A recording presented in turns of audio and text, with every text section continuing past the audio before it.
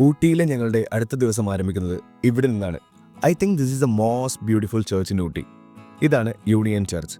19-ാം നൂറ്റാണ്ടിൽ പണി കഴിപ്പിച്ച ഈ ചർച്ച് കൊളോണിയൽ ആർക്കിടെക്ചർ ഡിസൈനിലാണ് ഇന്നും നിലകൊള്ളുന്നത്. ഊട്ടിയിലേക്കുള്ള ക്രിസ്ത്യാനിറ്റിയുടെ വരവാണ് ഒരുപക്ഷെ ഈ ചർച്ചിൻ്റെ ചരിത്രം. വളരെ മനോഹരവും സമാധാനപരവുമായ അന്തരീക്ഷമാണിവിടെ. ഈ കാണുന്ന നീലവാഗ അഥവാ ജഗരാണ്ട പൂത്തത് കാണാനാണ് ആക്ച്വലി ഞങ്ങൾ ഊട്ടിയിലേക്ക് വന്നത്. നിങ്ങളുടെ ഊട്ടി യാത്രയിൽ ഈ ആൻഷ്യൻ ചർച്ച് ഇൻക്ലൂഡ് ചെയ്യാവുന്നതാണ്. ഇതൊരു ആരാധനാലയമായതിനാൽ അതുകൂടി പരിഗണിച്ച് വേണം നിങ്ങളിവിടേക്ക് വരാൻ.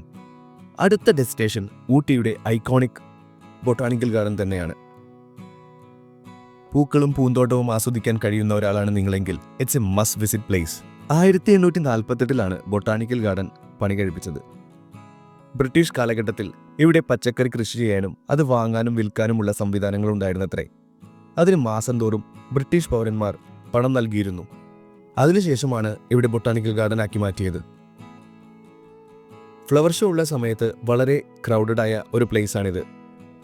പലതരം പൂക്കളും ഓർക്കിഡുകളും ആസ്വദിച്ച് ഞങ്ങൾ നടന്നു. യാത്രകൾ തുടരും.